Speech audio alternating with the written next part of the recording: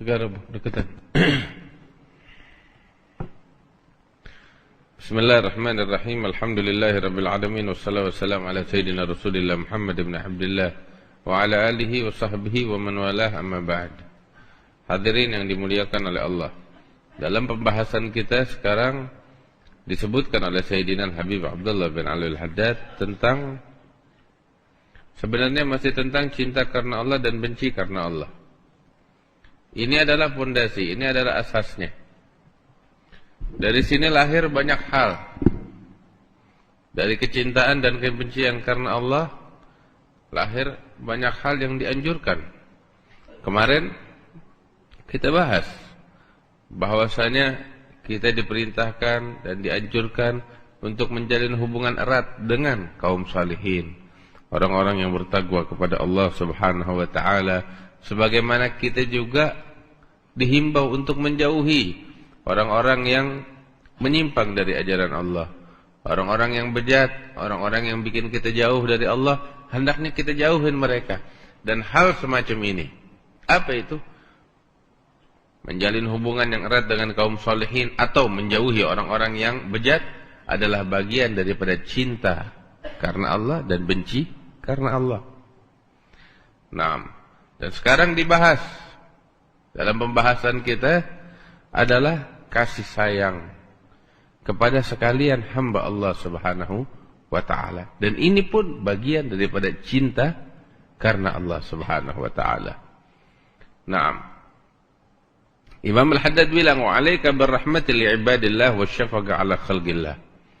Saya himbau kepadamu, kata Habib Abdul Haddad, agar engkau memiliki kasih sayang di dalam hatimu kepada sekalian hamba Allah. Perhatian besarmu, pengorbananmu untuk mereka. Ini yang diminta dari kita. Sebab orang yang disayang oleh Allah Subhanahu wa taala, yang senantiasa mendapatkan rahmat dari Allah Subhanahu wa taala, ada ciri-cirinya. Ente kalau pengen tahu ente ini dirahmati oleh Allah apa enggak, itu ada tandanya. Semacam yang selalu kita bahas tentang bulan suci Ramadan. Di bulan suci Ramadan ada yang namanya malam Lailatul Qadar. Apa yang istimewa dari malam Lailatul Qadar? Lailatul Qadar adalah malam istimewa. Amal ibadah pahalanya dilipat gandakan oleh Allah menjadi seakan-akan nanti beribadah selama 1000 bulan. Allah bilang Lailatul Qadri khairun min alfi syahr. Naam. Terus saat itu di malam Lailatul Qadar turun malaikat dari langit, hingga disebutkan jumlah malaikat yang turun di malam Lailatul Qadar dari langit ke bumi sebanyak butiran pasir yang ada di muka bumi. Tuh saking banyaknya. Enggak kehitung. Apa sih yang mereka lakukan? Mereka ikut menyaksikan hamba-hamba Allah yang beribadah kepada Allah Subhanahu wa taala di malam Lailatul Qadar di bulan suci Ramadan. Terus apa lagi yang mereka lakukan? Yang dilakukan oleh para malaikat. Mereka datang ke rumah-rumah kaum mukminin, orang-orang Islam, orang-orang mukmin, membawa berkah di dalam rumah mereka. Kemudian juga di antara kaum muslimin, kaum mukminin, ada orang-orang yang dimuliakan oleh Allah, dapat anugerah, dapat karunia. Apa? Mereka dijabat oleh para malaikat. Enggak semua orang. Orang-orang mukmin tertentu di malam Lailatul Qadar dijabat tangannya oleh malaikat. Dan di antara mereka yang dijabat ada lagi yang spesial. Apa itu? Yang dijabat oleh malaikat Jibril secara langsung. Allah. Sahabat nanya, "Ya Rasulullah, hal lidzalika min alamah?" Ada gak tandanya? Kita kan kagak lihat malaikat. Kita kagak tahu. Kita nih dijabat apa enggak? Apakah ada tandanya? Kalau kita nih dijabat tangan kita oleh malaikat atau oleh malaikat Jibril.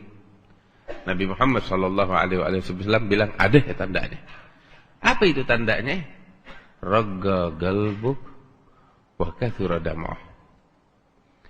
hatinya jadi lembut, dan air matanya selalu berlinang. Banyak air matanya berlinang karena takut kepada Allah, karena rindu kepada Allah Subhanahu wa taala.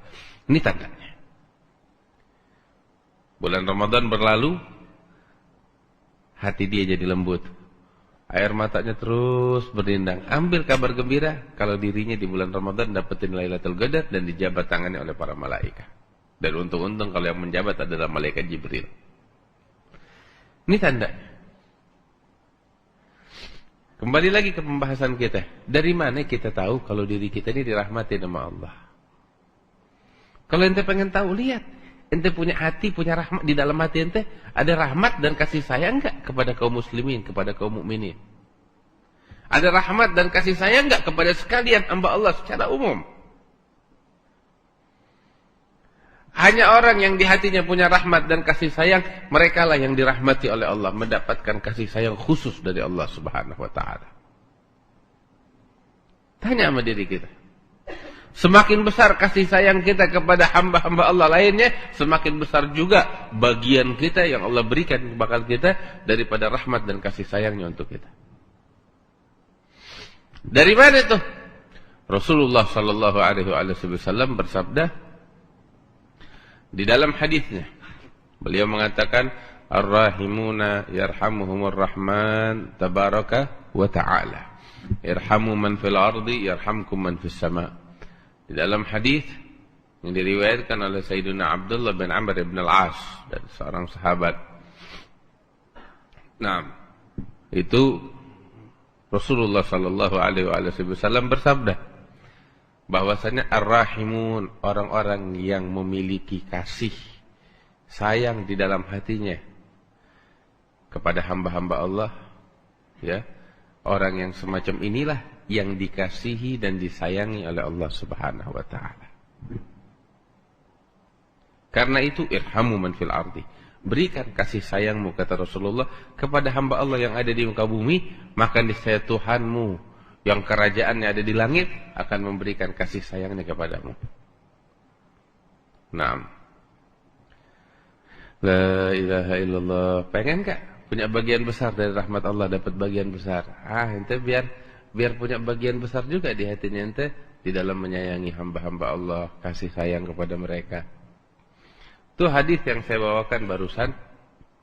Ar-rahimuna yarhamuhumur rahman tabaraka wa ta'ala, irhamu man fil ardi yarhamkum man fis sama'. Naam. Ini dikenal oleh para ahli hadis dengan hadithul musalsal bil awwaliyah. Hadis yang diriwayatkan dari guru ke guru ke guru sampai kepada Rasulullah sallallahu alaihi wasallam dengan suatu sifat tertentu. Setiap riwayat ketika meriwayatkan ini hadis, dia meriwayatkan dengan suatu sifat ya tertentu, dengan bentuk tertentu. Apa itu? Ini hadis saya dapetin dari guru-guru saya. Di antaranya guru saya Sayyid Muhammad Abduh Al-Ahdal. Terus juga ada guru saya dari Suriah.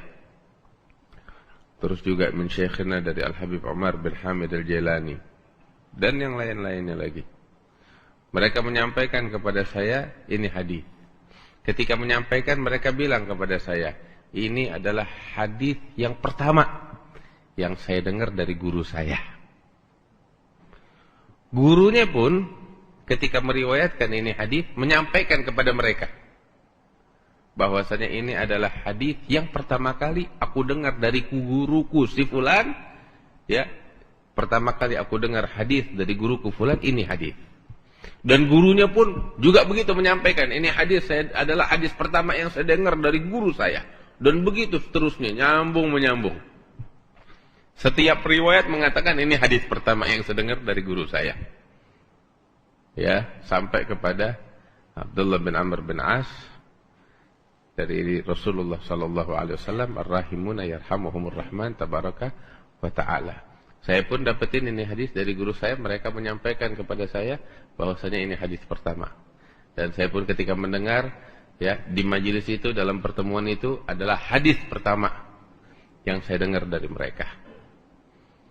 Kayaknya di majelis malam ini Pertama hadis yang saya ucapkan di ini pertemuan itu hadis ya. Khalas, ente dapetin ini al-musalsal bil awaliyah dari saya ijazahkan bakal antum sekalian. Bagaimana saya dapat dari guru-guru saya. Terus di sini lain daripada ini hadis.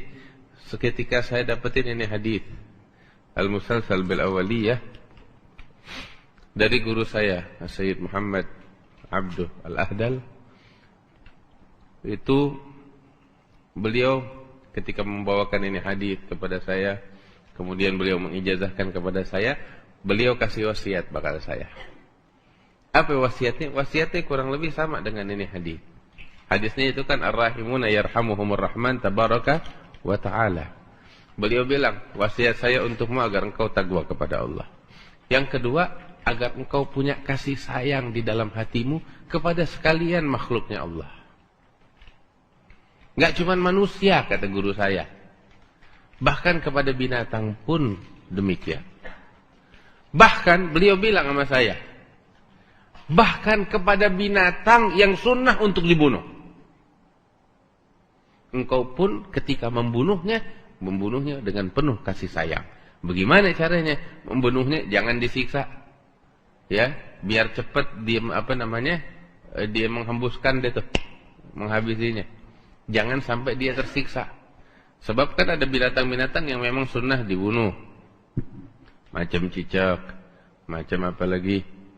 Beberapa yang lain, kalajengking dan lain sebagainya, namanya al-fawasiq. Ya. Jangan disiksa. Bunuhnya pun dengan kasih sayang, dengan apa? Dengan cepat sehingga dia enggak tersiksa. Sampai segitunya. Itu Islam ngajarin kita kasih sayang walaupun kepada binatang yang sunnah untuk dibunuh. Apalagi sama manusia. La ilaha illallah. Karena itu nih Imam Al-Haddad ngingetin kita. Ayo biar pada punya kasih sayang di dalam hatinya kepada sekalian hamba Allah. Naam. Wa kun rahiman, syafiqan, alufan, ma'lufa. Berusahalah engkau untuk menjadi hamba yang mengenal kasih kepada siapapun, tanpa memandang suku dan agama. Lihat baginda Rasulullah sallallahu alaihi wasallam. Kasih sayang beliau yang sangat-sangat besar. Enggak memandang suku, enggak memandang agama. Bahkan kasih sayang beliau kepada binatang luar biasa, enggak ada duanya. Jangankan sama manusia, sama binatang. Itu disebut. Ada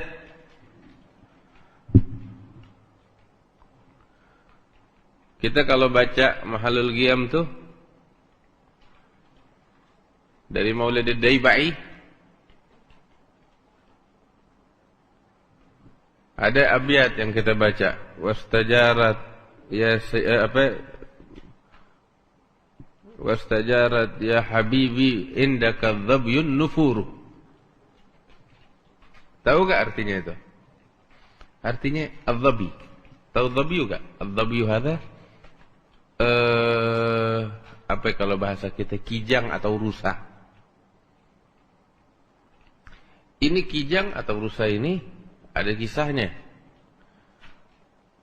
Satu kali Nabi sallallahu alaihi wasallam lagi jalan. Beberapa sahabat-sahabatnya sedang berburu. Kehidupan mereka orang Badui di tengah padang pasir. Alhasil ringkas cerita, salah satu sahabatnya si Badui ini ketika berburu, dia berhasil menangkap seekor rusa betina. Ditangkap. Terperangkap ini rusa, akhirnya ditangkap. Dibawa, diikat ini rusa, ditarik oleh si pemburu ini. Ketika ditarik, kebetulan berpapasan. Lagi lewat Nabi Muhammad sallallahu alaihi wasallam. Maka rusa ini menjerit. Dihampiri oleh Rasulullah sallallahu alaihi wasallam. Sahabat yang Badui ini ketika melihat Rasulullah, dia menyambut. Maka Nabi seakan menghampiri itu rusa. Meletakkan telinganya di mulut rusa tersebut. Kemudian Nabi bilang kepada ini badui, katanya Rasul sallallahu alaihi wasallam, wahai sahabatku, barusan ini rusa berbicara dan mengatakan kepadaku, mengeluh. Dia bilang kalau dia terperangkap oleh perangkapmu. Dan dia siap mau dibawa kemana aja nggak apa-apa. Cuman kebetulan ini rusa kebetulan lagi keluar dari dari tempat dia berlindung, gawanya atau tempat dia ya untuk cari makan. Dia punya anak-anak, bayi-bayi yang kecil masih nyusu. Keluar sebentaran mau cari makan, terperangkap. Maksudnya dia keluar pengen kembali lagi menyusui anak-anaknya. Cuman udah keburu terperangkap di dalam perangkapmu.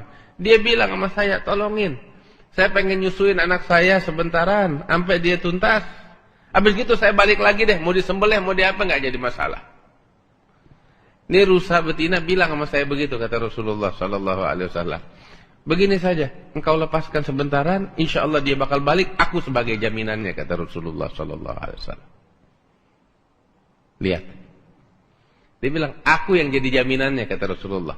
Lepaskan dia sebentar, dia nyusuin anaknya, nanti dia balik lagi. Setelah itu entah mau sembelih, mau apapun, mau ngapain aja, silakan. Kata Nabi, dia nggak bakal kabur. Ada jaminannya, kata Rasulullah. Ada tunggu di sini sampai dia balik. Tuh lihat. Dapat gak manusia yang punya kasih sayang kayak begini? Ada. Nggak ada lagi yang lain kecuali Rasulullah sallallahu alaihi wasallam. Ini sahabat dengar gitu nggak tega, bilang ya Rasulullah nggak usah jadi jaminan, udah dia saya lepaskan karena engkau ya Rasulullah. Allahumma shalli wa sallim barik alaihi. Tuh sama binatang begitu.